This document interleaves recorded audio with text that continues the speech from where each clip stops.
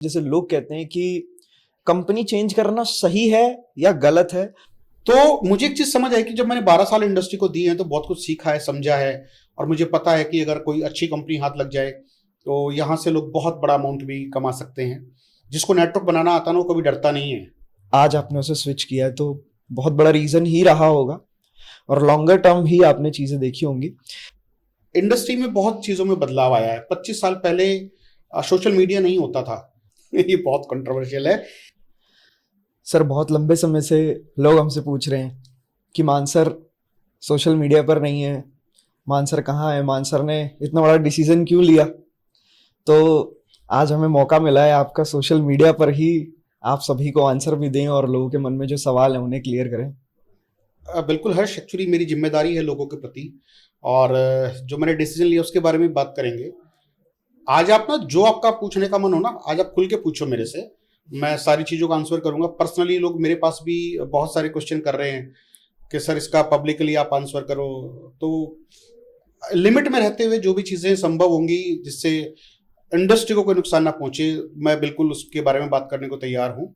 और जो भी आप पूछना चाहें, जो भी लोगों के सवाल आपके पास आए हों, जो मेरे पास आए होंगे, वो भी मैं अपनी तरफ से करके और बिल्कुल आंसर करूंगा मैं। सर, इतना लंबा समय एक इंडस्ट्री में, मतलब जितनी लोगों की एज होती है उतना आपने इस इंडस्ट्री को समय दिया, लगभग 25 साल। सो वहीं से शुरू करते हैं। कब शुरुआत हुई इंडस्ट्री की, कैसे शुरुआत हुई? इंडस्ट्री को मैंने शुरू किया 99 में। मुझे पहली बार इसके बारे में 98 में पता लगा था। मैं जहाँ जॉब करता था वहाँ एक अमेरिकन डायरेक्ट सेलिंग का कंसेप्ट दिखाया गया, तो वो मुझे उतना अपील नहीं किया। 99 में मैंने शुरुआत की इस बिज़नेस की, और उस समय मेरी एज बहुत कम थी। और ये वो समय है जब लोग डायरेक्ट सेलिंग के बारे में जानते नहीं थे ज़्यादा। आज तो आप किसी को भी बताओगे ना, जहाँ भी बैठोगे, आप किसी कंपनी में कार्यरत हो, जैसे कंपनी का नाम सुनते हैं ना लोग, तुरंत उनके दिमाग में 2 गोले 4 गोले 6 गोले बन जाते हैं। कहीं ना कहीं कोई ना कोई, किसी के चाचा ताऊ मामा फूफा लोग इन्वॉल्व रहे हैं, है ना। डायरेक्ट सेलिंग के बारे में आज लोग जानते हैं।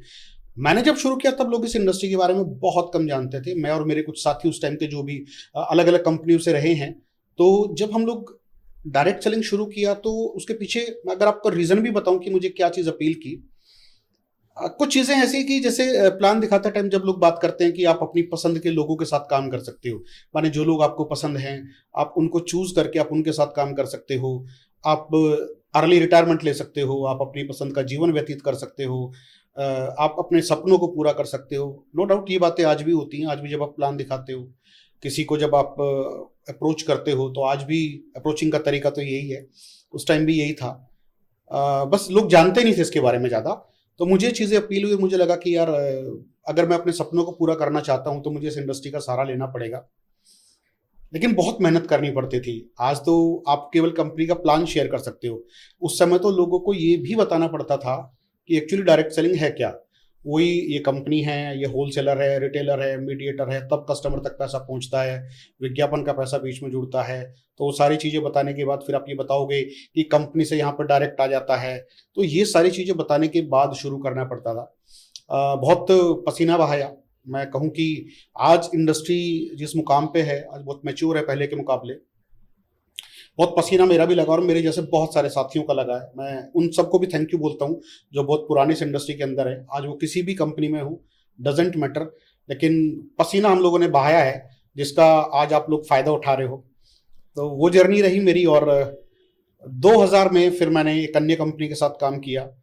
वो जो कंपनी थी जिसको मैंने 99 में शुरू किया था, उसके उस समय जो प्रोडक्ट होते थे ना, एक्चुअली वो प्रोडक्ट ऐसे होते थे जो ज़्यादातर लोगों के काम के होते नहीं थे। मतलब कैसे होते थे सर वैसे? हाँ, मतलब थोड़ा सा कंट्रोवर्शियल हो जाएगा, मैं किसी भी कंपनी को टारगेट नहीं कर रहा हूँ, लेकिन एक्चुअली बात क्योंकि खुल के करेंगे तो खुल के करेंगे। बहुत लोगों के काम आने वाली कन्वर्सेशन हो सकती है ये। उस समय जो प्रोडक्ट होते थे वो मोस्टली ऐसे थे जैसे कार वॉश है ना। तो सिंगल कार वॉश बस? हाँ, सिंगल, जैसे कार वॉश है तो लोगों के घरों में तो कार थी ही नहीं, है ना। कार वॉश है, होम क्लीनिंग के प्रोडक्ट हैं, तो वो ज्यादातर ऐसे प्रोडक्ट थे जो ज्यादा लोगों के काम आने वाले नहीं थे। फिर उसको मैंने कुछ दिन करने के बाद मुझे समझ आया कि मुझे कुछ ऐसा करना पड़ेगा जो इंडियन मेंटेलिटी के अकॉर्डिंग हो। प्रोडक्ट हो वो इंडियन मेंटेलिटी के हो, प्राइस हो वो इंडियन मेंटेलिटी के अकॉर्डिंग हो।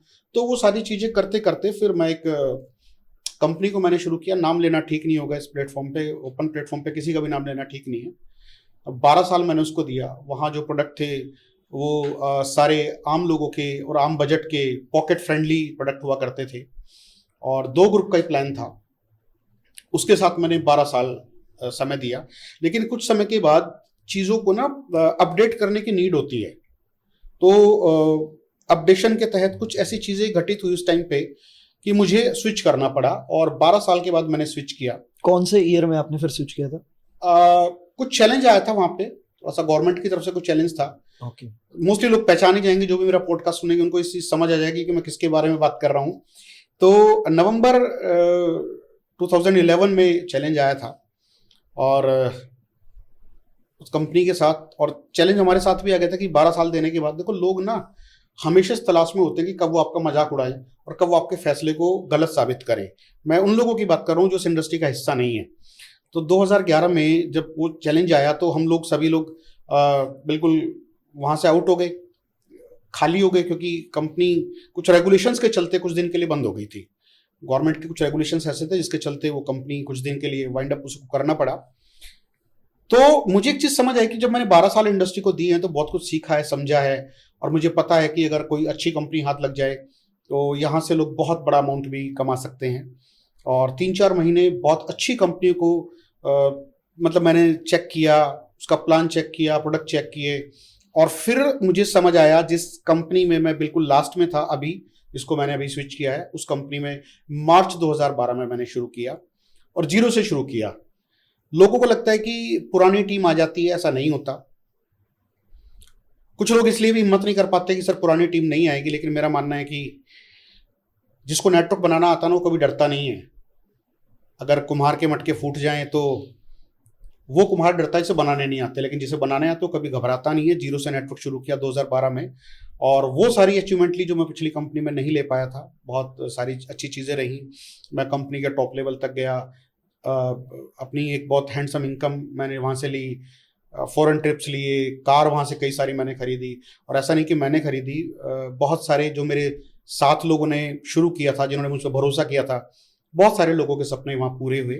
और जस्ट अभी मैंने रिसेंटली स्विच किया है। ये सर, मेरी जर्नी है 25 साल की। डायरेक्ट सेलिंग जब हम देखते हैं, जब हम प्लान देखते हैं, तो हमारे माइंड में सबसे पहले एक वो आता है 6 फिगर इनकम, कि हमें 1 लाख रुपीज अचीव करने हैं इस इंडस्ट्री में, 1-2 साल के अंदर ही हम चाहते हैं कि हम अचीव कर लें। और मेजॉरिटी लोग इसी चीज के लिए आते हैं, बट आपकी टीम में बहुत सारे लोग ऐसे थे जो ऑलरेडी 6 फिगर इनकम अचीव कर रहे थे लास्ट कंपनी में, लास्ट ऑर्गेनाइजेशन में। तो क्या नंबर था लगभग वो?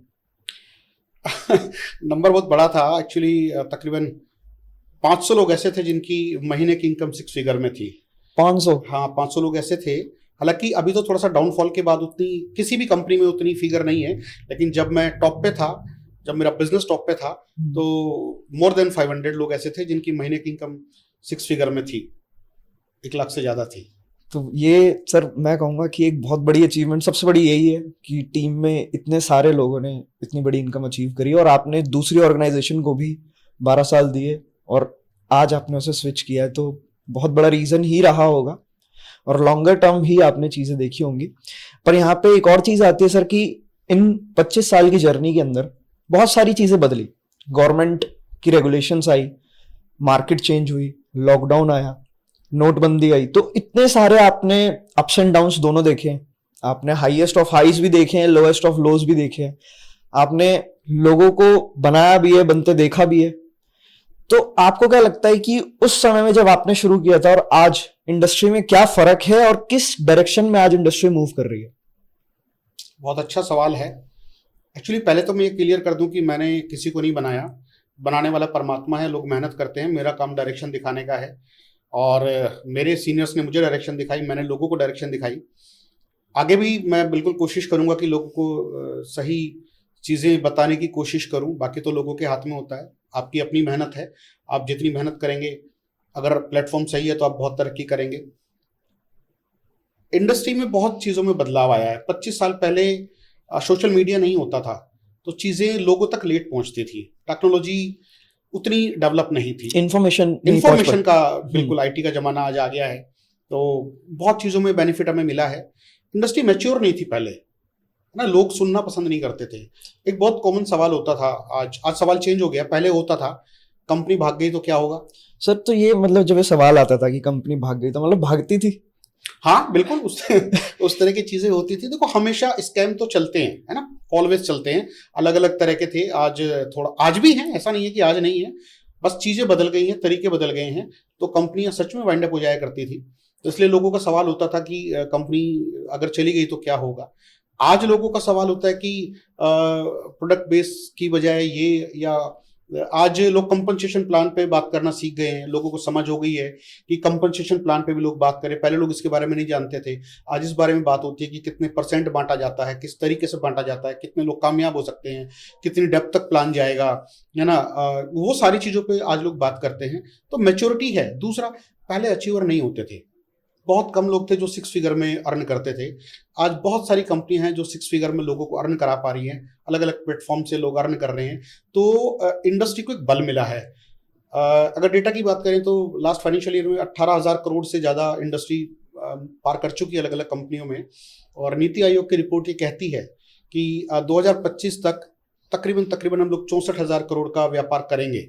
तो इंडस्ट्री मैच्योर है, बस कुछ चीज़ें ऐसी हैं कि सोशल मीडिया का जैसे लोगों ने अच्छे के लिए भी लोग इस्तेमाल करते हैं, और कहीं ना कहीं लोग इसका इस्तेमाल थोड़ा सा खराब के लिए भी कर जाते हैं। थोड़ा सा कुछ भी चीज़ बहुत तेज़ी के साथ प्रमोट होती है।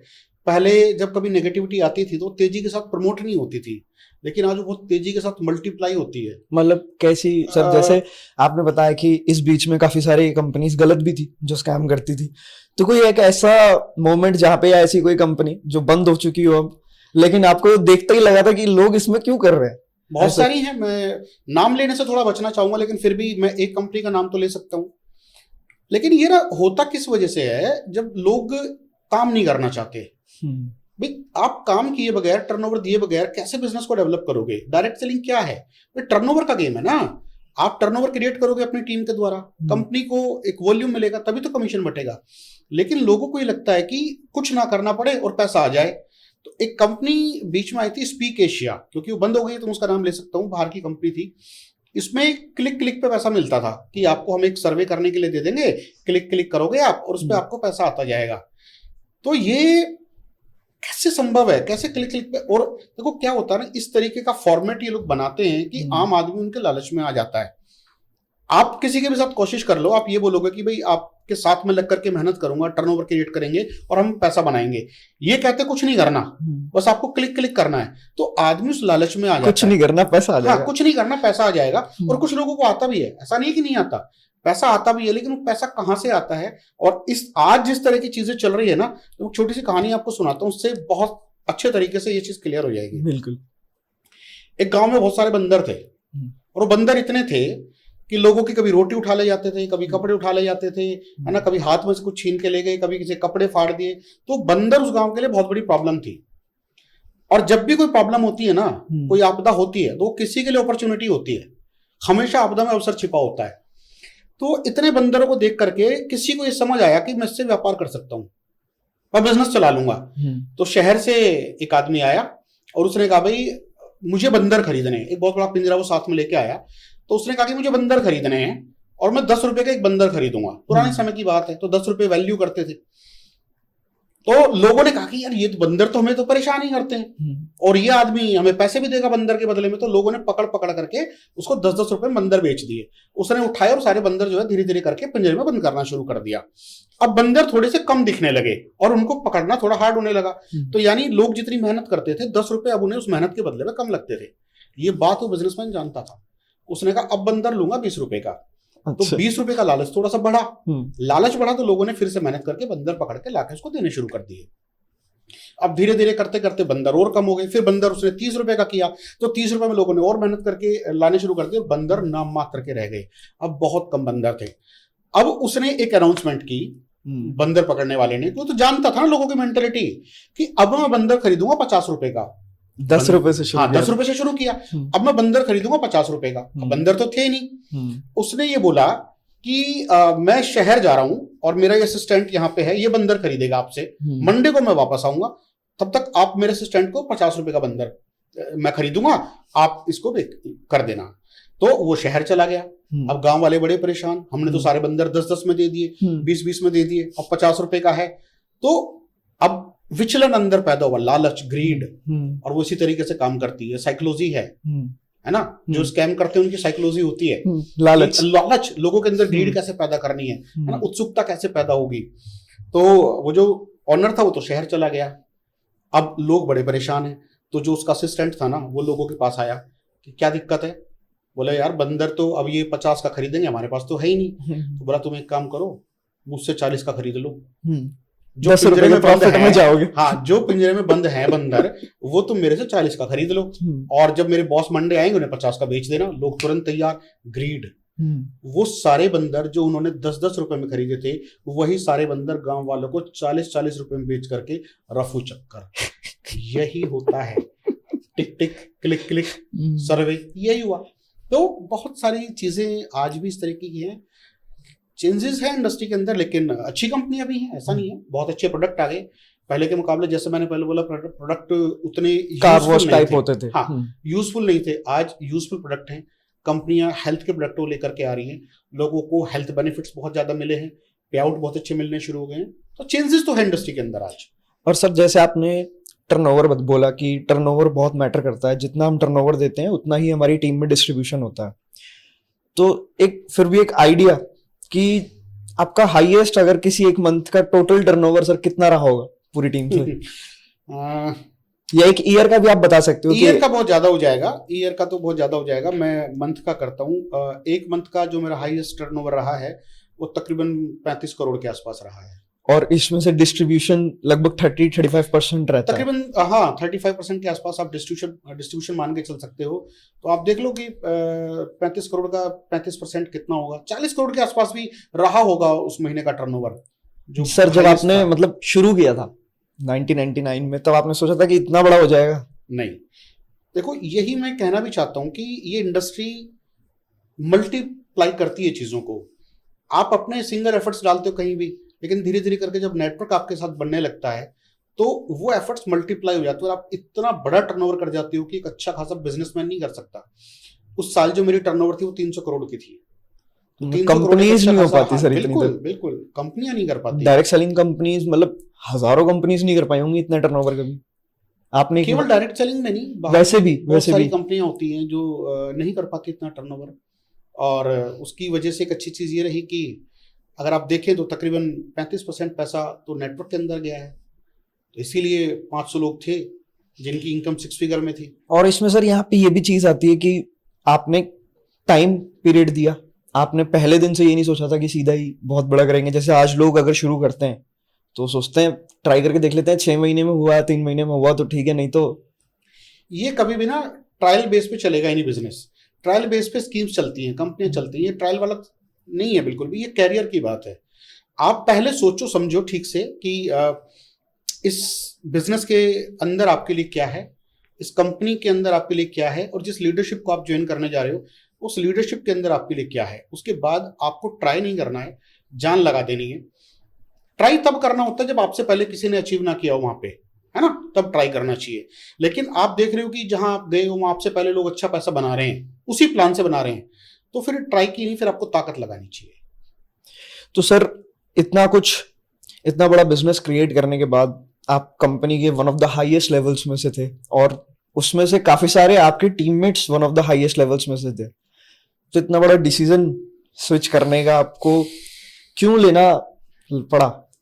ये बहुत कंट्रोवर्शियल है और मैं बचूंगा इस पे बहुत ज्यादा खुल के बात करने से, क्योंकि हम कोई भी चीज जब अच्छे के लिए भी करते हैं ना, तो हमें पहले ये देखना है कि इसका कोई नकारात्मक प्रभाव तो नहीं पड़ रहा है ना। तो हमें ये देखना सर यहाँ पे ये भी इवन मैं बताना चाहूंगा व्यूअर्स को कि बहुत सारे लीडर्स डायरेक्ट सेलिंग में ऐसे भी हैं जो जब स्विच करते हैं तो फेसबुक पे बड़ी बुरी बुरी बातें लिख देते हैं अपनी लास्ट कंपनी के लिए। बट आपने ऐसा कुछ भी नहीं किया, आपने बहुत अच्छे से लिखा कि मेरा बहुत अच्छा करियर रहा और अब मैं दूसरी तरफ मूव हो रहा हूँ अपने करियर में और आगे बढ़ने के लिए। हर्ष, कभी बोलना नहीं चाहिए बुरा। जिस कंपनी ने आपको बड़ा किया, जहां से आपका घर चला, जहां से आपने पैसा बनाया, उसके लिए बुरा कभी नहीं बोलना चाहिए, और मैं उन लोगों में से बिल्कुल नहीं हूं। लेकिन हाँ, अगर अपडेशन की बारी आएगी, अगर टीम के लिए डिसीजन लेने की बारी आएगी, तो वो डिसीजन लेने पर आकर मुझे लेना चाहिए। सर आपने ये बोला कि टीम के लिए डिसीजन लेना, तो ये मतलब एक बारी थोड़ा सा डिटेल में अगर हम मैं इस पे बात बिल्कुल करें। बताने की कोशिश करता हूँ आपको कि डिसीजन क्यों लेना पड़ा। एक्चुअली थोड़ा सा ना हम पीछे चलेंगे, ठीक है। क्योंकि मैंने 25 साल के अंदर मोस्टली 2 कंपनी बदली है। 12 साल मैंने एक कंपनी को किया और तकरीबन 12.5-13 साल मैंने दूसरी कंपनी को किया। तो मैं बदलने वाले लोगों में से नहीं हूँ। मैं आसानी से फैसला नहीं लेता, लेकिन बहुत सोच के समझ के आपको डिसीजन लेना चाहिए। देखो क्या है कि अगर हम इसकी रूट में जाएं तो हमें थोड़ा पीछे जाना पड़ेगा। इंडिया के अंदर डायरेक्ट सेलिंग में जो स्टार्टिंग की कंपनियां थी, जो इंटरनेशनल कंपनियां थी, उन्होंने प्रोडक्ट लॉन्च किए, ठीक है। तो इंटरनेशनल कंपनी ने जो प्रोडक्ट लॉन्च किए तो उनके पास जो प्रोडक्ट की वैरायटी थी वो इंटरनेशनल थी। उनका इंडिया में यूज था या नहीं था, उनको केवल एक कंज्यूमर बेस पहले बनाना था, प्रोडक्ट बाद में लॉन्च करने थे। तो वो इंडियन मेंटेलिटी को, इंडियन पॉकेट को नहीं समझते थे, तो उन्होंने प्रोडक्टों के जो रेट रखे अकॉर्डिंगली हाई रखे। मतलब कितना हाई होते थे? बहुत हाई होते थे। मतलब आप ये समझिए कि अगर आपको डिटर्जेंट चाहिए तो 350 रुपए का 1 लीटर डिटर्जेंट आएगा, 350-400 रुपए के आसपास 1 लीटर आएगा। ये मतलब 2000 के टाइम पे? ये 98 की बात है। 98 में 98 350 रुपीज का डिटर्जेंट? बिल्कुल। तो बाकी जो इंडियन कंपनी आई, इंडियन कंपनियों ने प्रोडक्ट को कंपैरेटिवली सस्ता रखा, लेकिन किससे रखा? अपना बेस क्या पकड़ा? बेस पकड़ा वो इंटरनेशनल कंपनी, उस इंटरनेशनल कंपनी से सस्ता रखा, ना कि मार्केट से सस्ता रखा। ओके। अब हम लोगों को क्या बताते हैं कि भाई जो ट्रेडिशनल बिजनेस है, ट्रेडिशनल बिजनेस में ये कंपनी है, ये C&F एजेंट है, होलसेलर है, रिटेलर है, विज्ञापन भी हुआ, उसके बाद कस्टमर तक आया तो महंगा हुआ। अब डायरेक्ट सेलिंग में कंपनी बांटती है, कस्टमर को सीधा भेजती है, बिचौलिए सारे हटा दिए, है ना? यस। तो सस्ता पड़ना चाहिए। सही बात है। अब सस्ता किससे पड़ना चाहिए? इंटरनेशनल कंपनी से सस्ता पड़ना चाहिए या मार्केट से? मार्केट से सस्ता पड़ना चाहिए। मार्केट से। मार्केट से महंगा रहा। ओके। इसे बोलते हैं कन्वेंशनल डायरेक्ट सेलिंग। ये कन्वेंशनल डायरेक्ट सेलिंग है। ये चैलेंज कहीं ना कहीं आ रहा था कि प्रोडक्ट जो हैं वो मार्केट से आज भी कॉस्टली हैं, है ना? आप अगर एफएमसीजी की बात करोगे तो एफएमसीजी का तो आप मार्केट से कभी भी कंपैरिजन कर ही नहीं सकते, लेकिन जो हेल्थ के प्रोडक्ट हैं वो कहीं ना कहीं मार्केट में मिलते हैं, तो आप मार्केट को नहीं टक्कर दे पा रहे हो। हमने सारे बिचौली हटा दिए, और यही तो कारण भी है। हम लोगों पे मीम बनते हैं कि भाई ये पहले तो 100 रुपए की चीज को 300 रुपए में बिकवाते हैं, उसके बाद थोड़ा सा कमीशन दे देते हैं, तो ये मार्केट से तब भी महंगा पड़ता है। तो कहीं ना कहीं ये चैलेंज तो लोग फेस कर ही रहे हैं ना। तो ये चैलेंज था। दूसरा, ये कन्वेंशनल डायरेक्ट सेलिंग का पार्ट है। आज डायरेक्ट सेलिंग को भी बदलने की जरूरत है। देखो, हम डायरेक्ट सेलिंग करते टाइम एक एग्जांपल देते हैं कि बदलाव जरूरी है। नोकिया वाला एग्जांपल हम देते हैं कि खरीदारी करने के तरीके में बदलाव जरूरी है ना? इनकम करने के तरीके में बदलाव जरूरी है, ओके। लेकिन क्या डिस्ट्रीब्यूशन के तरीके में बदलाव जरूरी नहीं है आज? क्या प्लान के अंदर चेंजेस की आवश्यकता नहीं है? क्या प्रोडक्टों के अंदर चेंजेस की आवश्यकता नहीं है? या प्रोडक्ट आज भी वही चलेंगे जो 10-15 साल पहले चलते थे? या प्लान भी वही चलेगा जो 10-15 साल पहले चलता था? तो आज चीजों को बदलाव करने की आवश्यकता आ गई है। प्लान वही 10-15 साल पुराने, है ना? हम नोकिया का एग्जांपल तो देते हैं, उसे प्लान पे लागू क्यों नहीं करते? उसे प्रोडक्टों पे लागू क्यों नहीं करते? तो वो चीजें कहीं ना कहीं मैं पिछले 3 साल से फेस कर रहा था। सर, ये जो मतलब चीजें हैं, जब चैलेंजेस आते हैं प्लान के अंदर, प्रोडक्ट्स के अंदर, तो मुझे ऐसा लगता है कि शायद ये बेस लाइन पे दिखने स्टार्ट होते हैं। मतलब जो बिल्कुल डिस्ट्रीब्यूटर अभी ज्वाइन हुआ है, जो 1 महीने 3 महीने, उसको सबसे ज्यादा शायद ये चैलेंजेस फेस करने को मिलेंगे। बाकी आप बताइए इसमें। जब भी कोई प्लान बनता है ना, तो 3 चीजों का ध्यान रखा जाता है ना? 3 लेयर होती हैं उसमें डिस्ट्रीब्यूशन की। सबसे पहले बॉटम लेयर होती है। जो नए साथी आते हैं तो हम उसको बॉटम लेयर मानते हैं, ये बिल्कुल बॉटम लेयर है। इसके बाद मिड लेयर हो गई, जो 3-4 लाख रुपए कमाते हैं, इसको हम लोग मिड लेयर मान लेंगे। और फिर एक टॉप क्लास लेयर होती है, जहां देखा जाए कि तकरीबन 10 लाख से ऊपर के लोग आ जाते हैं, तो ये एलीट क्लास आ जाती है। तो अगर बॉटम पे पैसा नहीं है तब ये लोग छोड़ के चले जाएंगे, परेशान हो जाएंगे। और सबसे ज्यादा बॉटम लेयर है। एग्जैक्टली, बॉटम लेयर है। और अगर ये लोग परेशान हो जाएंगे तो इनके छोड़ने का फर्क पड़ता है मिड लेयर पे। इनके चेक टूटेंगे, ये कहीं ना कहीं परेशान होंगे। जब ये परेशान होंगे तो चेक अपर लीडरशिप का भी टूटेगा ही टूटेगा। तो सर, इसमें आ जाती है फिर मेरे को लगता है डिसीजन मेकिंग। हाँ। कि आपने उस एलीट क्लास पे जाने के बाद इतना बड़ा डिसीजन लिया, जरूरी था। लोग, मेरे बहुत सारे साथी परेशान हैं, इसमें कोई तो राय नहीं है। ऐसा नहीं है कि परेशान नहीं है, लेकिन डिसीजन लेने की हिम्मत नहीं है। कारण कि यार हमारा इतना तो आ ही रहा है भाई, हमारा 1 लाख 2 लाख 5 लाख रुपए तो आ ही रहे हैं, ओके, आ जा रहे हैं। लेकिन अगर नीचे की लेयर डिस्टर्ब होगी, भाई आप 5 लाख पे सेटिस्फाइड हो, कोई तो साथी होगा जो 50,000 पे अटका होगा। आप 5 लाख पे अटक गए, कोई 50,000 पे अटक गया, कोई नीचे 5,000 पे अटक गया, तो सबसे पहले टूटेगा 5,000 वाला। क्यों? क्योंकि इसकी कोई नहीं सोच रहा, इसके पास बढ़ने का चांस नहीं है। ये टूटेगा तो 50,000 वाला अपने आप नीचे आ जाएगा, ये आएगा तो 5 लाख वाला भी आ जाएगा, तो लोग धीरे धीरे करके नीचे ही आएंगे। तो डिसीजन लेना जरूरी है, क्योंकि आज प्लान में भी बदलाव की आवश्यकता है और प्रोडक्टों में भी बदलाव की आवश्यकता है। ये इंडस्ट्री की डिमांड है। तो सर जैसे आपने बताया कि बेस लेवल पे जब पैसा नहीं आएगा, उन्हें चैलेंजेस फेस करने को मिलेंगे इन प्रोडक्ट्स एंड इन प्लान। उन्हें अर्ली टाइम पे, यानी कि जो शुरुआती उनका समय 1 से 3 महीने में अगर उनको ग्रोथ नहीं मिलेगी, तो वो ऑटोमेटिकली फिर मिड वाली लेयर पे चोट पहुंचेगी और फिर उसके बाद वो ऊपर तक जाएगी। आपने वो डिसीजन लिया टीम के लिए, तो क्या ऐसी आपको लगता है कि आज के टाइम पर जब इतने टाइम बाद डायरेक्ट सेलिंग भी चेंज हो गई है, क्योंकि सारी मार्केट बदल रही है, डायरेक्ट सेलिंग को भी अब चेंज होने की जरूरत है, मैच्योर होने की जरूरत है, तो क्या जरूरत है आज प्रोडक्ट्स को अपडेट होने की, और प्लान के अंदर क्या ऐसी अपडेट होने की जरूरत है? अगेन थोड़ा सा कंट्रोवर्शियल होगा, लेकिन बताना जरूरी है। देखो, प्लान जो ना, जिस प्लान को मैंने स्विच किया है अभी, जिस कंपनी को मैंने स्विच किया है, वहाँ डिफरेंशियल प्लान चलता है, मल्टीलेग। तो मल्टीलेग के प्लान में एक इशू कहीं ना कहीं ये आता है कि आप लोगों की हेल्प नहीं कर पाते। ओके। आप लोगों की मदद उतनी नहीं कर पाते, क्योंकि आपको मल्टीपल लेग में काम करना है। तो फोकस होकर के आप किसी एक ग्रुप को डेवलप नहीं कर पाते ज्यादा, है ना। तो इसमें क्या है कि अगर लोग मोर टैलेंटेड हैं, अगर बहुत टैलेंट वाला आदमी है, मोस्ट टैलेंटेड, तो यहाँ पैसा कमा जाएगा। लेकिन जिसके अंदर टैलेंट बहुत ज्यादा नहीं होगा ना, वो डिफरेंशियल प्लान में उतना कामयाब नहीं हो पाता। अब जो हमारे व्यूवर्स सुन रहे हैं, वो ये भी बोल सकते हैं कि भाई 12.5 साल आपने कैसे कर लिया। भाई मैं तो मोस्ट टैलेंटेड लोगों में आता हूँ ना, मैं तो लेस टैलेंटेड में हूँ ही नहीं।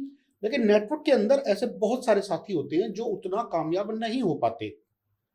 इसलिए पूरे वर्ल्ड वाइड जो बहुत सारी कंपनियां कामयाब हैं, वो इसलिए कामयाब है क्योंकि वहां 2 ग्रुप पे काम होता है। अच्छा सर, इसमें ऐसा भी है इवन कि जो पहले टाइम था, उस टाइम पे मल्टी लेग या मल्टीपल ग्रुप्स वाला प्लान जो होता था वो वर्क करता था, लेकिन स्टिल 2 ग्रुप वाला प्लान भी वर्क करता था। आज टॉप 10 के अंदर भी ऐसी कंपनीज हैं जिनके 2 ग्रुप वाले प्लान हैं एंड स्टिल वो बहुत अच्छा परफॉर्म कर रही हैं। वर्ल्ड वाइड बहुत सारी कंपनियां हैं जो 2 ग्रुप में काम करती हैं, और 2 ग्रुप के अंदर लोगों का कामयाबी का रेशो मल्टी लेग के मुकाबले ज्यादा है।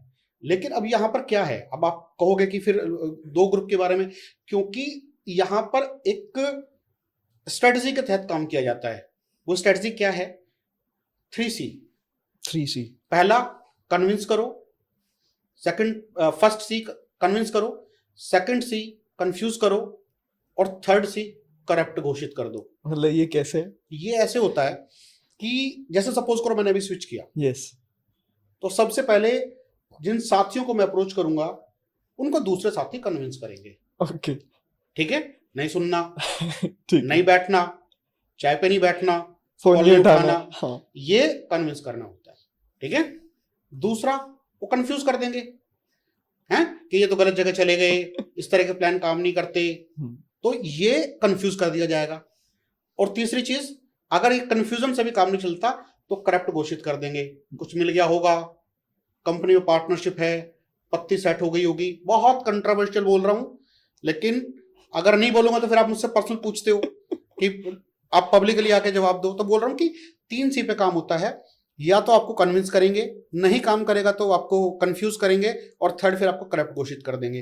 तो ये चलता है। लेकिन फिर भी मैं ये कहना चाहूंगा, 2 ग्रुप के प्लान में आप लोगों की ज्यादा मदद कर सकते हो। फायदा क्या है? डिफरेंशियल प्लान में आपको डेप्थ कट हो जाती है। आपको डेप्थ कट, भाई आपका जो बड़ा बिजनेस आता है ना, वो ज्यादा नीचे डेप्थ से आता है। डेप्थ से आता है, ज्यादा नीचे डेप्थ से आपका बड़ा बिजनेस आएगा। यस। यहां से आपको पैसा नहीं आना, तो फिर कोई इधर मदद क्यों करेगा?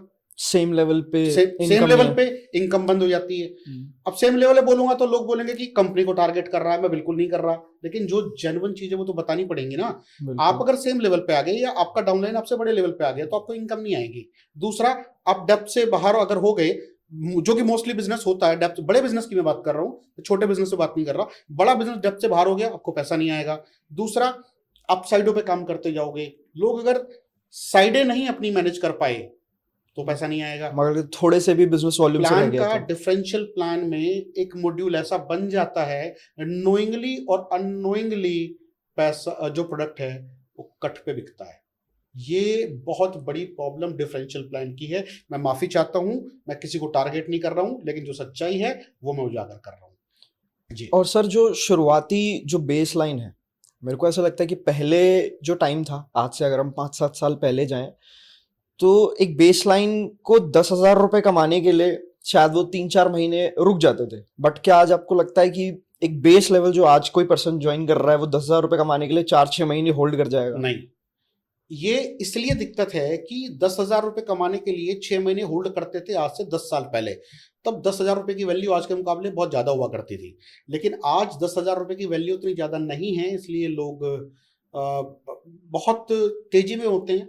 और क्योंकि प्लान के अंदर अगर पैसा नहीं आएगा तो फिर लोग स्कैम्स की तरफ जाते हैं, स्कैम्स की तरफ जाएंगे। और यहाँ ना मैं एक चीज़ और ऐड करना चाहूँगा, हर्ष, फिर मुझे मेरे माइंड से स्लिप हो जाएगी। जैसे मैंने प्लान में बताया कि प्लान में अपडेशन की नीड है, नीड तो प्रोडक्टों में भी अपडेशन की है। कैसे आज सर, मतलब मैं कैसे बताता अपडेट हूँ। होने चाहिए? देखो, डायरेक्ट सेलिंग के पास वो प्रोडक्ट नहीं होने चाहिए जो सबके पास है।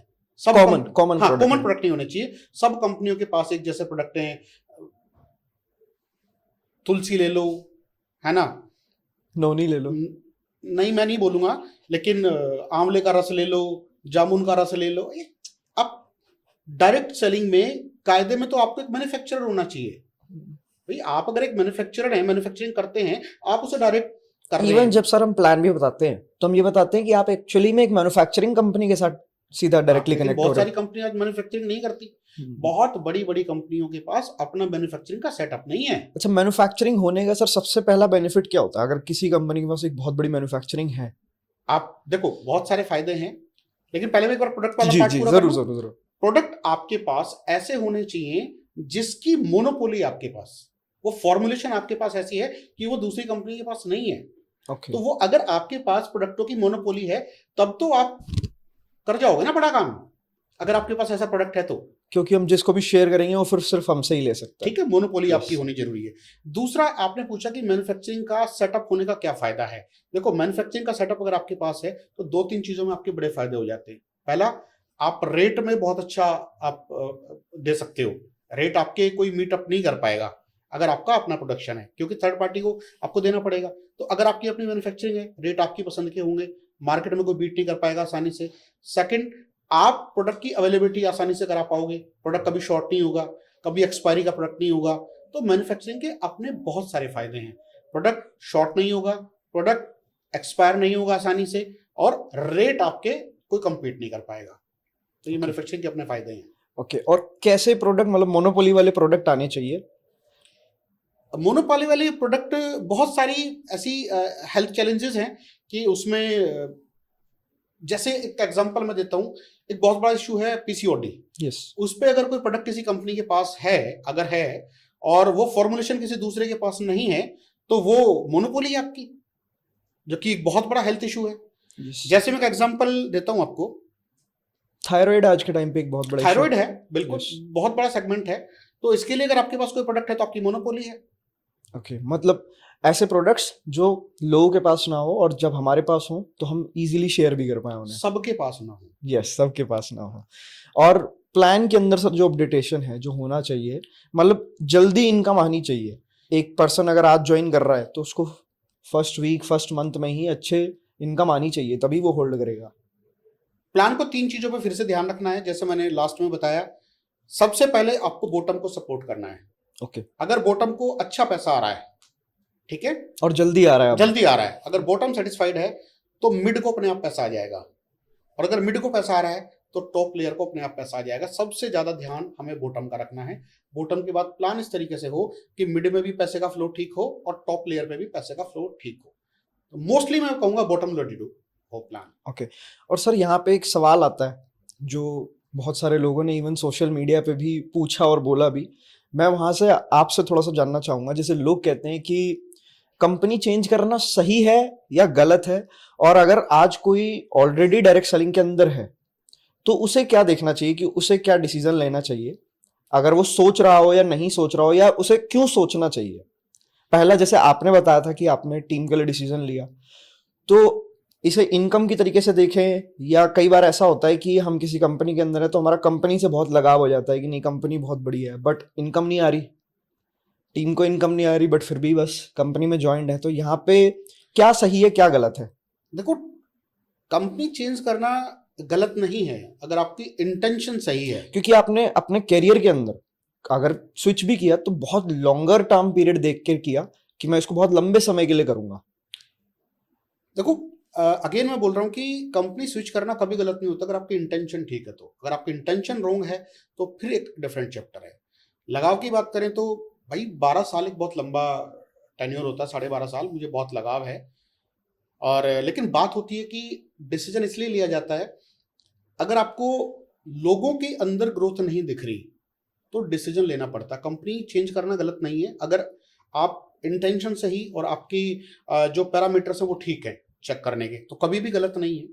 मैं इत्तेफाक रखता हूँ कि चेंज करना चाहिए, लेकिन आपकी इंटेंशन ठीक होनी चाहिए और टाइम राइट होना चाहिए। आपका टाइमिंग जो है वो राइट होनी चाहिए। यस। लोग पता क्या है, परेशान हैं लेकिन वो रहेंगे, मतलब सरवाइव करते रहेंगे।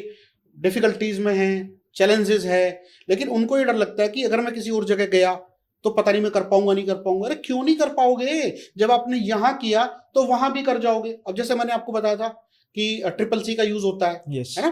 तो कन्विंस करेंगे, कंफ्यूज करेंगे। अब क्या होता है कि जब आप जाते हो तो आपके पीछे कंफ्यूजन फैलाया जाता है। इंफ्रास्ट्रक्चर कि जी बड़ा इंफ्रास्ट्रक्चर जो है और छोटा इंफ्रास्ट्रक्चर जो है, ये एक बात चलेगी। यस। कभी भी बड़ा इंफ्रास्ट्रक्चर है या बड़ी कंपनी है, उसमें आपके लिए क्या है ये चीज मायने रखती है। ओके, बड़ा इंफ्रास्ट्रक्चर, आज की डेट में चीजें चेंज हुई हैं। बड़ा इंफ्रास्ट्रक्चर बनाने में लगता है समय, लेकिन इंफ्रास्ट्रक्चर क्यों चाहिए वो समझो। इंफ्रास्ट्रक्चर चाहिए होता है लोगों तक प्रोडक्ट की अवेलेबिलिटी कराने के लिए, ठीक है? तो अब क्या करेंगे, स्टोर्स खोलेंगे, पैन इंडिया स्टोर्स खोलेंगे, लेकिन स्टोर्स हर घर पे तो नहीं पहुंचता ना। अच्छा, बिल्कुल आपने सही स्टोर हर बोला। घर पे, मैं Yes. इसे कंप्लीट कर लूं। Yes. स्टोर कभी भी हर घर पे नहीं पहुंचता। किसी भी स्टोर से आप 5-10 किलोमीटर दूर तो रहते होंगे। अगर आप भारत में 4-6 हजार स्टोर भी खोल दोगे तब भी आपका स्टोर से घर की दूरी 4-6 किलोमीटर होगी। लेकिन अगर आपके पास एक वैसी व्यवस्था है जिसको बड़ी बड़ी कंपनियां अडॉप्ट करती हैं, कोरियर सर्विस, अगर आपके पास वो अच्छी है और आप पैन इंडिया प्रोडक्टों को पहुंचा पा रहे हो, तो कभी भी इंफ्रास्ट्रक्चर का सवाल पैदा होता ही नहीं है। आपका इंफ्रास्ट्रक्चर तो डेवलप हो जाएगा, लेकिन अगर आपके पास डिलीवरी का नेटवर्क अच्छा है तो फिर चीजें मैनेज हो जाती हैं और चीजें कोई प्रॉब्लम क्रिएट नहीं करती। और सर मेरे को लगता है यहीं पे ही टाइम चेंज हुआ है, क्योंकि आज से 7-8 साल पहले डिलीवरी सिस्टम किसी भी कंपनी के पास नहीं था, क्योंकि डिलीवरी सिस्टम जैसी कोई चीज होती नहीं थी। लेकिन इसलिए तब कंपनीज अपने ऑफिसेज और अपने छोटे छोटे ब्रांचेस ओपन करती थी, बट आज बहुत सारी बड़ी कंपनीज डिलीवरी सिस्टम पर डिपेंडेंट है। अमेजॉन जैसी बड़ी कंपनी पूरा डिलीवरी सिस्टम पर वर्क कर रही है। डिलीवरी नेटवर्क अपने आप में एक बहुत बड़ा बिजनेस है। बिल्कुल। तो अगर कोई सेटअप पहले से बना हुआ है तो आप इसका सहारा ले लो ना। यस। भाई जैसे मैं एक बहुत बड़ी कंपनी है जो वेट गेन वेट लूज पे काम करती है। यस। नाम नहीं लूंगा या प्लेटफॉर्म से नाम लेना ठीक नहीं है। वेट गेन वेट लूज पे काम करती है, उसके बहुत कम ऑफिसेज हैं, लेकिन डिलीवरी नेटवर्क का सहारा लिया। वो कोरियर से घर घर तक सामान पहुंचा देते हैं, तो कर गए ना इंडिया में नंबर 1 टर्नओवर। यस। तो इंफ्रास्ट्रक्चर का बहुत बड़ा होना जरूरी नहीं है, आपकी इंटेंशन का सही होना जरूरी है। तो सर हमारी इंटेंशन फॉर एग्जांपल अच्छी है, सही है, और हमने अब कंफ्यूज भी नहीं हुए कि आज हमें एक बड़े इंफ्रास्ट्रक्चर की जरूरत नहीं है। और आपको ऐसा क्या लगता है कि और कौन से पॉइंट्स हैं जिससे कि अगर आज कोई डायरेक्ट सेलिंग में है और वो परेशान है, तो दो ही चीजें होंगी, या तो वो किसी गलत जगह चले जाएंगे या इंडस्ट्री छोड़ देंगे। तो सही जगह सही डिसीजन लेना, उनको अपने आप से क्या सवाल आज पूछने चाहिए? जब भी आप किसी कंपनी का चुनाव करें तो सबसे पहले देखिए कंपनसेशन प्लान कैसा है, उसके प्रोडक्ट कैसे हैं। जैसे मैंने बताया, प्रोडक्टों के अंदर अगर उसकी अपनी मोनोपोली है, उसके पास ऐसी कोई यूनिक फॉर्मुलेशन है जो ज्यादातर लोगों के पास नहीं है, तो जाहिर सी बात है कि आप प्रोडक्टों को लेकर के ज्यादा लोगों तक पहुंच सकते हो। कंपनसेशन प्लान 3 चीजों का ध्यान रखना, बॉटम लोडेड हो। अगर खुद से कैलकुलेशन करनी नहीं आती तो आप लाइन के साथ बैठ के कर लो। बॉटम पे पैसा आना चाहिए, यानी जो सबसे नीचे की लेयर है ना, उनके पास पैसा आना चाहिए, आखिरी लोगों तक पैसा आना चाहिए, मिड के लोगों के पास पैसा आना चाहिए, 4-5 लाख रुपए की को मैं मिड सेगमेंट मानता हूं, और टॉप लेवल के पास पैसा आना चाहिए। तो कंपनसेशन प्लान के अंदर ये हो। प्रेफर्ड करूंगा 2 ग्रुप का प्लान होना चाहिए। मैं इसलिए नहीं बोल रहा हूं कि मैं 2 ग्रुप में चला गया हूं, क्योंकि पिछले काफी टाइम से मैं देख रहा हूं कि जो 2 ग्रुप के अंदर गए वो ज्यादा सर्वाइव कर जाते हैं। डिफरेंशियल प्लान में आज की डेट में वो चीज नहीं है जो कभी हुआ करती थी। तो आपको प्लान का चुनाव ठीक से करना है, आपको कंपनी का चुनाव ठीक से करना है ना। कंपनी की बैकग्राउंड क्या है, मैन्युफैक्चरिंग की क्या फैसिलिटीज उनके पास है, प्रोडक्ट कैसे हैं, और जो मैनेजमेंट कैसा है, उसकी इंटेंशन कैसी है, वो कितना लंबा चलाना चाहते हैं कंपनी को, ये सारी चीजें भी मायने रखती हैं आज कंपनी का चुनाव करते वक्त। तो सर मेरे को ऐसा लगता है कि ये राइट टाइम है आपसे पूछने का कि वाई एस्टोनिया वन, जिसमें आपने स्विच किया। देखिए, ये जो चीजें मैंने आपसे बताई कि प्लान का चुनाव, मुझे दो ग्रुप अट्रैक्ट कर रहे थे बहुत लंबे टाइम से। मुझे दो ग्रुप, क्योंकि मैं, आप लोगों की हेल्प कर सकते हो, है ना। आप अगर दो ग्रुप में बिजनेस को, नेटवर्क को डेवलप करोगे तो आप ज्यादा लोगों को फोकस कर सकते हो ना, यहाँ पे ज्यादा लोगों की मदद कर सकते हो। तो दो ग्रुप मैंने बताया कि मेरी नंबर 1 चॉइस थी। प्रोडक्ट बेहतरीन होने चाहिए, प्रोडक्ट ऐसे एस्टोनिया के हैं जो इंटरनेशनल लेवल के हैं, क्योंकि ये कंपनी पहले से ही इंटरनेशनल लेवल के प्रोडक्ट बनाया करती है। तो प्रोडक्ट ना केवल इंडिया को compete कर सकते हैं, इंडिया की किसी भी कंपनी को compete कर सकते हैं, अपितु ये इंटरनेशनल लेवल के प्रोडक्ट हैं। और ये कस्टमाइज्ड न्यूट्रिशन पे काम करते हैं। कैसे? अगर आपको कोई प्रोडक्ट ब्रेन का देना है ना, भूलने की प्रॉब्लम है या कोई भी जो ब्रेन से रिलेटेड इशू है, तो ब्रेन के लिए आप सिंगल प्रोडक्ट आपका काम कर जाएगा। जॉइंट्स की प्रॉब्लम है, आपको सिंगल प्रोडक्ट काम कर जाएगा। मतलब मल्टीपल प्रोडक्ट्स नहीं देने हैं किसी भी एक प्रॉब्लम के लिए, सिंगल एक प्रोडक्ट काम कर जाएगा। क्योंकि जो हम कॉम्बो बनाते हैं, तो कॉम्बो के अंदर जो भी प्रोडक्ट शामिल करते हैं वो उस अकेले प्रोडक्ट के अंदर ऑलरेडी है। तो यहाँ कम पढ़ा लिखा आदमी भी आपको प्रोडक्ट सजेस्ट कर सकता है। जैसे उस पर लिखा है कि भाई ये जो प्रोडक्ट है जोड़ों के लिए है, ये प्रोडक्ट है हार्ट के लिए है, ये प्रोडक्ट है लीवर के लिए है, ये प्रोडक्ट है थायराइड के लिए है, ये प्रोडक्ट है वजन के लिए है, ये प्रोडक्ट है बालों के लिए है, ये आंखों के लिए है। तो वो चीजें हैं। तो न्यूट्रिशन कस्टमाइज्ड हो गया, प्रोडक्ट अच्छे हैं, पैकेजिंग शानदार होनी चाहिए, कंपनसेशन प्लान के अंदर दम होना चाहिए, अपना मैन्युफैक्चरिंग सेटअप होना चाहिए। ये सारी चीजें मुझे एस्टोनिया के अंदर दिखाई दी। तो मैंने एक मतलब कैरियर के तौर पे एस्टोनिया को चूज किया है। सर यहाँ पे एक सवाल भी आता है कि लोग तो ये कहते हैं कि आज डायरेक्ट सेलिंग को पहले चलने दो, 4-5 साल देखने दो। लोग यहाँ पे थोड़ा सा कंफ्यूज्ड हैं क्योंकि एस्टोनिया तो ऑलरेडी एक बहुत पुरानी कंपनी है, मतलब कई डायरेक्ट सेलिंग कंपनी से भी ज्यादा पुरानी है। देखिए, कंपनी को 4-5 साल चलने दो, ये कौन बोलता था? हम ही लोग तो बोलते थे। और मैं तो 20 साल पुरानी से आया हूं, है ना। तो बात ये है कि जिस मॉड्यूल पे वो काम कर रही है, जो कंपनसेशन प्लान उनका है, क्या वो प्लान पहले कामयाब हुआ है ना। तो अगर वो प्लान पहले कामयाब हुआ है तो फिर आपको ज्यादा सोचने की जरूरत नहीं है। और मैनेजमेंट का थॉट प्रोसेस अगर ठीक है और प्रोडक्ट ठीक है, तो फिर ये जरूरी नहीं है कि आप 4-5 साल पुरानी कंपनी का ही सहारा लोगे। जिस कंपनी से मैं आया हूं, जब मैं उसमें गया था तो 8 साल पुरानी थी, अब वो 20 साल पुरानी है। लेकिन इंडिया की एक और लीडिंग कंपनी है, 98 में इंडिया में आई थी, वो 60-65 साल पुरानी है, लेकिन उसके अंदर पैसा ही नहीं आज की रेट में। बिल्कुल। तो कंपनी बहुत ज्यादा पुरानी होने से भी फर्क नहीं पड़ता, ठीक है। और लीडिंग कंपनी है जो इंडिया में 98 से है, वर्ल्ड में बहुत ज्यादा लंबे टाइम से है, वो मल्टी लेग पे काम करती है, डिफरेंशियल प्लान है, उसके अंदर से लोग आज नहीं कमा पा रहे बहुत ज्यादा पैसा, अर्न नहीं करते, लोग उसे ज्वाइन करना पसंद नहीं करते, इवन लोग उसका नाम सुनना पसंद नहीं करते। सर ये आपने बिल्कुल अच्छा पॉइंट बताया कि अगर कोई कंपनी बहुत पुरानी है तो लोग उसके नाम सुन के ही मतलब मना कर देते हैं कि नहीं मुझे नहीं करना, चाहे वो जानते हैं हो या नहीं भी जानते हो। और यहाँ पे सर एक और चीज़ ये भी आती है कि डायरेक्ट सेलिंग बिजनेस में अगर आज मैं एक बेस लेवल पे हूँ, फॉर एग्जांपल मैंने आज स्टार्ट किया है, 1 मंथ मेरे को हुआ है, तो मैं खुद ग्रोथ अप करूंगा जब मेरी टीम के अंदर लोग आएंगे। और जो लोगों को जब मैं शेयर करूंगा तो वो तो नहीं जानते हैं कि मैनेजमेंट क्या है या कंपनी कितनी पुरानी है, उनको तो बस एक चीज से मतलब होता है कि प्रोडक्ट्स मेरे को स्टार्टिंग में अच्छे मिल जाए और मेरे को जल्दी इनकम आ जाए। अगर मेरे को जल्दी इनकम नहीं आएगी तो वो मेरे साथ में बिजनेस नहीं करेगा, वो छोड़ के चला जाएगा और फिर उसके साथ मैं चला जाऊंगा। तो बेस लेवल वहीं खत्म हो गया। और शायद ये प्रॉब्लम आज लोगों को फेस करने को मिल रही है कि वो जिसको ज्वाइन करा रहे हैं शायद उसको होल्ड करने में ही उनकी इतनी ताकत लग जा रही है कि वो नई ज्वाइनिंग्स पे फोकस ही नहीं हो पा रहा, रिटेन नहीं कर पा रहे ना लोग। भाई पैसा नीचे नहीं आएगा तो रिटेन कर नहीं पाएंगे। दूसरा, जैसे आपने बताया कि नए लोग नहीं देख पाते कि मैनेजमेंट क्या है, यहाँ उनके मेंटोर का रोल होता है कि वो पहले से चीजें सारी अपने लेवल पर छानबीन करे, उसके बाद लोगों के साथ काम करना शुरू करे, और नीचे के लोग रिटेन करेंगे तो ऊपर सब कुछ रिटेन करेगा ही। बिल्कुल। यानी कि जो हम जिन नए लोगों को बिजनेस में ला रहे हैं, अगर उन्हें इनकम जल्दी आएगी, वो जल्दी प्रोडक्ट्स को शेयर कर पाएंगे, वो जल्दी रिटेलिंग कर पाएंगे, जल्दी इनकम अर्न कर पाएंगे, तो ऑटोमेटिकली हमारा बिजनेस जल्दी ग्रो कर पाएगा। बिल्कुल, कर भला हो भला। लेकिन अगर इसी में ही बहुत समय लगेगा तो वहीं पे ही सिस्टम फेल होने लगेगा। बिल्कुल।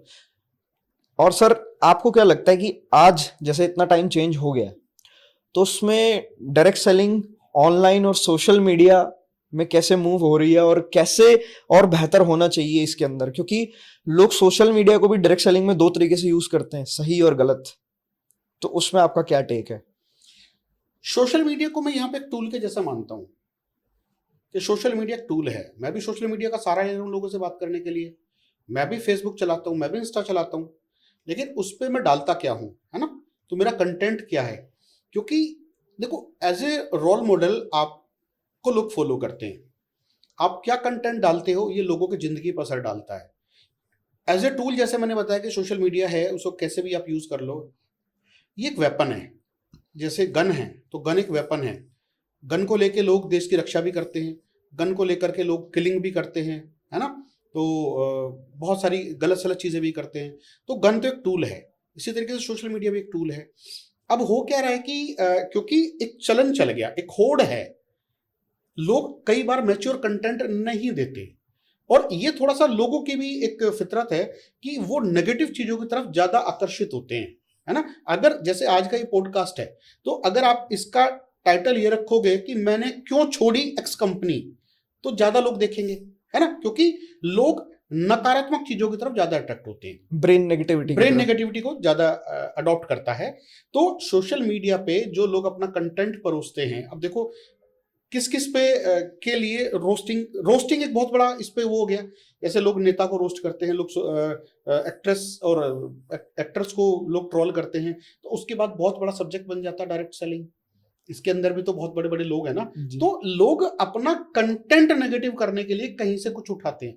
तो मेरा मानना ये है कि सोशल मीडिया को बहुत सोच के समझ के सही तरीके से इस्तेमाल करना चाहिए। अगर कुछ गलत कंटेंट परोसा गया तो ये सच में आने वाली नस्ल को स्पॉइल कर देगा।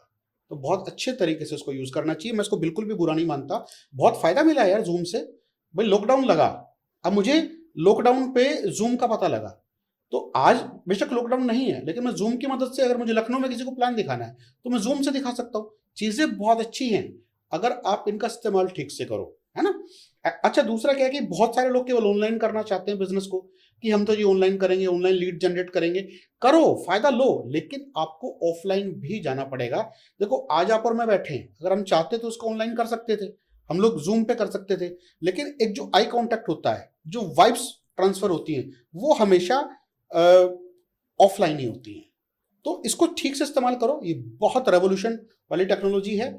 अच्छे से अगर इस्तेमाल करेंगे तो हमेशा फायदा देगी। मतलब अगर आज हम डायरेक्ट सेलिंग के अंदर हैं, वर्क कर रहे हैं, तो हमें social media and physical meetings दोनों का सही तरीके से यूज करना चाहिए, ना कि सिर्फ एक चीज पर डिपेंड हो जाए। समन्वय, आप उसको कैसे इस्तेमाल करते हैं, अगर उसका समन्वय आप ठीक से रखेंगे। देखो, बिजली है तो अगर मुझे पानी गर्म करना है तो मैं उसको गीजर के द्वारा पानी को गर्म करूंगा, ना कि जाके डायरेक्ट उसको पकड़ लूंगा, है ना?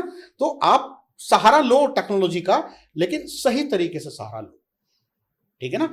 आप ऑफलाइन मीटिंग्स भी करो, आप ऑनलाइन मीटिंग्स भी करो, जिस समय जिसकी जरूरत हो, जरूरत के हिसाब से आप करेंगे, हमेशा फायदा देगा। सर, कुछ क्वेश्चंस भी हैं जो लोगों ने पूछे थे। जैसे अगर आज मैं आपसे एक क्वेश्चन पूछूं कि इतनी लंबी जर्नी में आपका सबसे बेस्ट मोमेंट, कोई बहुत इमोशनल मोमेंट जो रहा हो। इमोशनल मोमेंट जिसमें आपको ऐसा फील हुआ हो कि यार बहुत अच्छा डिसीजन लिया डायरेक्ट सेलिंग करके। मैनी टाइम्स, बहुत बार। जब मैंने अपनी पहली कार खरीदी 2014 में, तब मैं बहुत इमोशनल था। जब मैंने अपनी लग्जरी कार खरीदी तब मैं बहुत इमोशनल था। जब मेरा हाईएस्ट चेक आया मैं बहुत इमोशनल था। तो बहुत सारे मोमेंट हैं, हर चीज़ में मैं स्पेसिफिक किसी एक मोमेंट को तो नहीं याद कर पाऊंगा, लेकिन बहुत सारे मोमेंट ऐसे हैं जहाँ मैं इमोशनल हुआ। जैसे लॉकडाउन था, आप काम नहीं कर पा रहे हो, तब भी ये इंडस्ट्री आपको रेगुलर पैसा दे रही है, तो ये इमोशनल मोमेंट ही होते हैं सारे। और सर, अगर कोई बहुत एक फनी मोमेंट अगर आपको अपनी जर्नी में देखना हो, जिसको जब भी आप याद करते हो तो आपको हंसी आती है। बहुत सारे फनी मोमेंट रहे हैं। जब मैंने पिछली कंपनी को शुरू किया था तो मैं कहीं रिलेशन में गया हुआ था, और मुझसे एक मेरे रिलेटिव थे बुजुर्ग, उन्होंने पूछा कि आप क्या काम करते हो। ये बहुत लोगों से पूछा जाता है। हाँ, तो आप क्या काम करते हो, तो मैंने उस कंपनी का नाम लिया कि मैं ये काम करता हूँ। तो उन्होंने बोला अच्छा, और काम क्या करते हो? तो मुझे तो बहुत देर समझ नहीं आया। आज भी मैं उस मोमेंट को याद करता हूँ तो मैं हंस पड़ता हूँ कि यार ये डायरेक्ट सेलिंग को तो काम भी नहीं समझते। फिर अभी मैं कहीं पे था तो वहाँ मैं किसी प्रोडक्ट के बारे में बात कर रहा था लोगों से, तो मैंने कहा कि ये वो प्रोडक्ट है जो आपको ना स्ट्रेस से फ्री कर देगा। तो आपको जो भी तनाव है, जो भी थॉट आपको एक्सेस थॉट आते हैं, उससे ये आपको निजात दिलाएगा, तो आप रिलैक्स रहोगे। जी। तो उसने मुझसे पूछा सारा डाटा तो डिलीट नहीं कर देगा माइंड का? तो इस तरह की चीज़ें, ये फन इंसिडेंट होते रहते हैं लाइफ में। और सर कुछ क्वेश्चंस ऐसे भी हैं कि आज आपको क्या लगता है कि इंडस्ट्री की सबसे बेस्ट चीज क्या है, in terms of, in terms की अगर कोई भी पर्सन इसको देख रहा है? देखो इसमें ना जो मुझे एक बहुत प्यारी चीज़ लगती है इस इंडस्ट्री की, सच में ये वरदान है कि ये इंडस्ट्री कभी भी ये नहीं देखती कि आप किस जाति धर्म के हैं, आपका मजहब क्या है, आप काले हैं या गोरे हैं, आपकी एज क्या है, आपका जेंडर क्या है, ये कभी आपसे भेदभाव नहीं करती। अगर आपके अंदर बर्निंग डिजायर है और आप सिस्टम को फॉलो करते हैं, है ना, आप कार्डिनल्स को फॉलो करेंगे, तो 1000% आप कामयाब होंगे। कोई भी हैं आप जेंडर आपका कोई भी है, कोई मजहब है, कोई धर्म है, आपका रंग क्या है, कोई मायने नहीं रखता, आपकी एज क्या है, अगर आप सिस्टम को फॉलो करेंगे 1000% आप कामयाब होंगे। ये इस इंडस्ट्री की सबसे बड़ी ताकत मैं समझता हूँ। एंड सर यहाँ पे एक सवाल आता है कि फॉर एग्जांपल आज मैं एक जॉब के अंदर हूँ, 15, 25,000, 30,000 मैं ऑलरेडी अर्न कर रहा हूँ, Monday to Friday, Monday to Saturday मैं जॉब पे हूँ। तो आज मुझे क्यों पार्ट टाइम में ऑनलाइन वर्क करके डायरेक्ट सेलिंग को चूज करके काम करना चाहिए? देखो हर्ष, इनकम तो हमेशा आपको बढ़ाने की नीड होती है ऑलवेज। जो आपके खर्चे हैं, जिस तरीके से इन्फ्लेशन बढ़ रही है, तो इनकम को बढ़ाने की नीड सबको है, लेकिन अपने किसी काम को डिस्टर्ब किए बगैर बढ़ाना वो केवल डायरेक्ट सेलिंग में संभव है। अगर आप अपनी जॉब के साथ कोई दूसरा काम पकड़ोगे आपके प्रोफेशन से रिलेटेड, तो कहीं ना कहीं आपका जो माइंड है वो आपको इंगेज ज्यादा हो जाओगे आप, और आपके पर्सनल एफर्ट से काम करेंगे, है ना। जितना समय आप दोगे, जितनी एफर्ट्स आप डालोगे, आपको उतना ही पैसा आएगा। डायरेक्ट सेलिंग एक ऐसा कंसेप्ट है जहां पे कोई बाध्यता नहीं होती टाइमिंग की। आप शाम को कर सकते हो, आप संडेज में कर सकते हो, आप अपने ऑफ डेज में कर सकते हो, तो इसमें कोई चैलेंज होता नहीं, पहली चीज। दूसरा, यहाँ आपके पास हमेशा एक मेंटोर होगा अपलाइन के तौर पे, जो आपको गाइड करेगा कि क्या चीजें करनी है, क्या नहीं करनी। नहीं करनी पे ज्यादा हमें ध्यान रखना चाहिए, क्योंकि आपसे पहले वो करके देख चुका है, पहली। दूसरा, आपके साथ जब लोग आएंगे तो आपके एफर्ट्स मल्टीप्लाई हो जाएंगे, आपका टाइम मल्टीप्लाई होगा, आप ज्यादा समय काम कर पाओगे, है ना। और धीरे धीरे करके आप इस बिजनेस के द्वारा अपनी जो रेगुलर इनकम है, जहां फुल टाइम देते हो, उसको भी आप ओवरक्रॉस कर सकते हो। तो ये केवल और केवल नेटवर्क मार्केटिंग के अंदर या डायरेक्ट सेलिंग के अंदर ही संभव है। मतलब मैं अपनी जॉब वाली इनकम को भी क्रॉस कर आप सकता हूँ? बिल्कुल, उसको बहुत सारे लोग हैं मेरी जानकारी में ऐसे।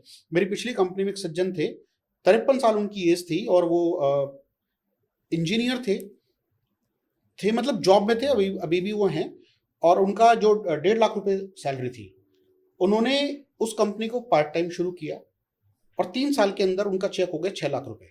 ओके। तो उन्होंने अपनी इनकम को जो रेगुलर थी मल्टीप्लाई किया, मल्टीपल टाइम ओवरबीट किया उसको, और उसके बाद उन्होंने फुल टाइम करना शुरू कर दिया। 56 साल की एज में वीआरएस ले लिया था। तमाम ऐसे एग्जांपल आज भरे पड़े मार्केट में, अलग अलग कंपनियों में। तो सर यहाँ पे एक क्वेश्चन और आता है कि फॉर एग्जांपल मैंने आज इंडस्ट्री को शुरू किया और मेरे अर्ली डेज हैं, स्टार्टिंग 3 to 6 months, 1 month, तो मुझे ये तो सब बताते हैं क्या करना चाहिए, लेकिन मैं आपसे पूछूंगा क्या नहीं करना है, किन चीजों का ध्यान रखना है कि जिससे कि हम अच्छा ग्रो कर पाए लॉन्गर टर्म में भी? मैं 3 चीजें आपसे बताना चाहूंगा। एक बड़ी कंपनी के कार्डिनल में भी आता है ये, कि एक तो हमेशा ये ध्यान रखना कि अपने अपलाइन से बगैर पूछे आपको कोई नया स्टेप नहीं लेना है ना। अपलाइन में आपसे पहले सारी चीजें वो करके देख ली हैं जिनसे रिजल्ट नहीं आते, है ना। तो वो आपको अगर मना करते हैं कोई चीज की, ये काम मत करो, तो आपको उसका हमेशा ध्यान रखना चाहिए। ऐसा नहीं कि अरे ये तो इनका टाइम था, अब अलग चीजें, नहीं, नियम हमेशा सेम रहते हैं। आपको कोई भी काम अपने अपलाइन से पूछे बगैर नया नहीं करना चाहिए। मैं बिजनेस की बात कर रहा हूँ, ऐसा नहीं है कि आप नए कपड़े नहीं खरीद सकते अपलाइन से पूछे बगैर।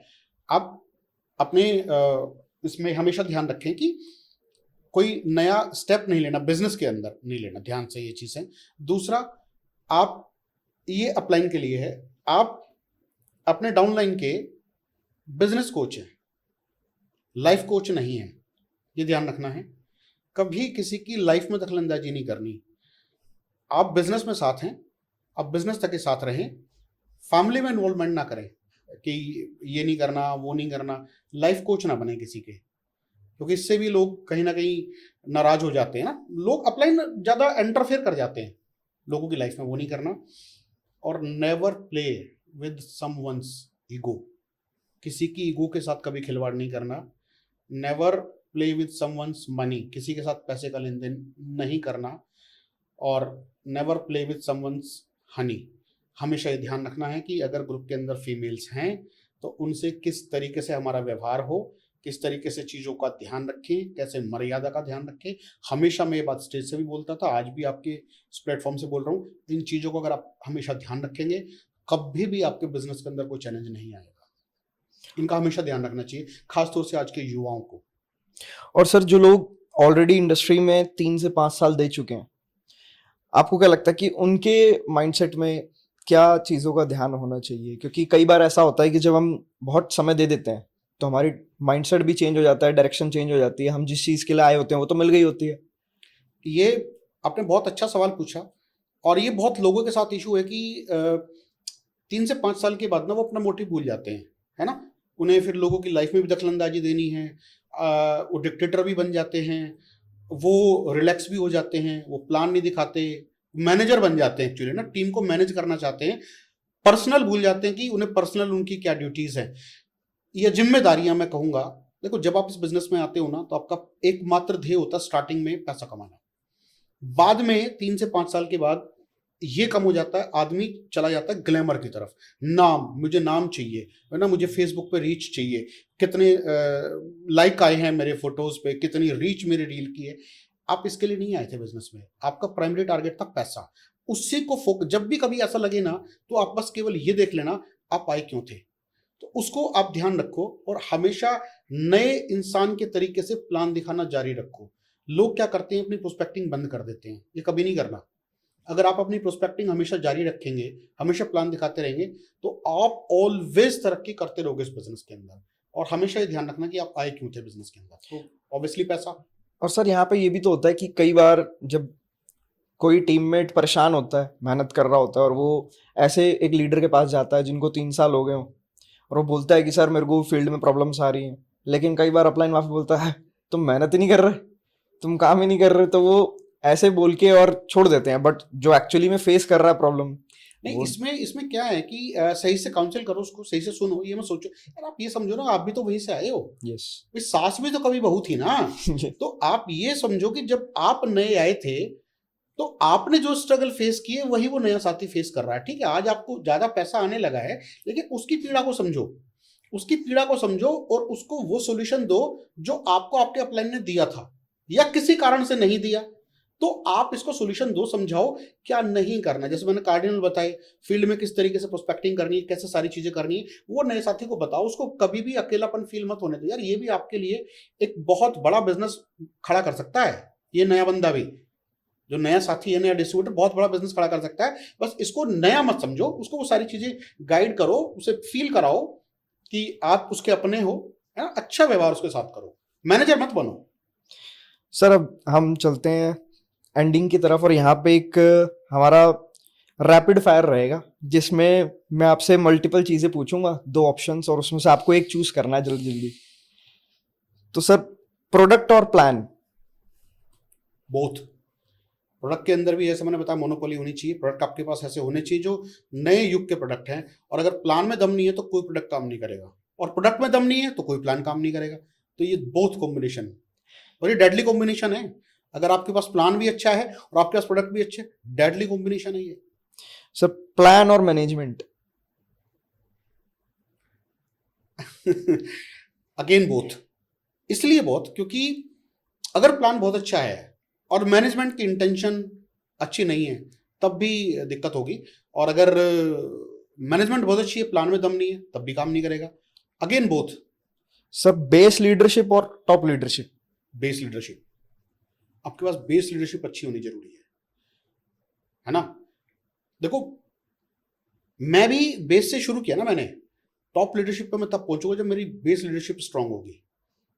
तो बेस लीडरशिप पर स्ट्रांग होना जरूरी है। तो बेस लीडरशिप कैसे स्ट्रांग, हम क्या ऐसे वो दायरे हैं जिनसे हम देख सकते हैं कि बेस लीडरशिप हमारी स्ट्रांग है? उसको रेगुलर पैसा आ रहा हो, ठीक से सिस्टम के अंदर अटैच हो, है ना, अच्छे से प्लान खुद से दिखाते हो, तो बेस लीडरशिप अगर आपकी अच्छी है तो आपका टॉप लेवल भी अपने आप ही अच्छा होगा। सर टीम से मोह या फिर कंपनी से मोह? टीम से। टीम से। टीम से मोह, क्योंकि टीम की वजह से आप हो, कंपनी की वजह से आप नहीं हो, आप टीम की वजह से हो, इसलिए आपको अपनी टीम का विशेष ध्यान रखना है। यानी कि अगर टीम कहीं ना कहीं ब्रेक हो रही है तो? अगर टीम को दिक्कत है तो फिर आप नहीं रह पाओगे ना, आप सर्वाइव नहीं कर पाओगे भाई। अगर आपकी टीम के अंदर किसी भी तरह का चैलेंज है, लोग परेशान हो रहे हैं, है ना, लोगों को पैसा नहीं आ रहा, किसी भी तरह से दिक्कत है, तो आपका कोई अस्तित्व है नहीं। तो टीम के साथ आपका जो अटैचमेंट है वो कंपनी के साथ अटैचमेंट से ज्यादा होना चाहिए, टीम के साथ। ओके सर, हमारी तरफ से ये सारे सवाल थे आज के पॉडकास्ट में, और मेरे को लगता है कि व्यूअर्स को बहुत सारे आज आंसर्स मिल गए होंगे जो वो चाहते थे। बाकी अगर आप कोई भी लास्ट मैसेज देना चाहते हो देन टू मैं एक चीज यही बोलूंगा कि सोशल मीडिया पे आने का यहाँ मेरा जो मकसद है वो बस केवल अपनी बात को रखना था। जो क्वेश्चन आप मुझसे पर्सनली पूछते हैं मैं केवल वो बताना चाहता था। अपना पक्ष मैंने रखा है बहुत ईमानदारी के साथ, और मैं जानता हूं कि जितना प्यार आप लोग मुझे करते हैं उतना प्यार हमेशा बनाए रखेंगे, और ये मैं उम्मीद भी करता हूं कि अपना प्यार हमेशा मुझ पर बनाए रखें। Thank you so much. Thank you so much.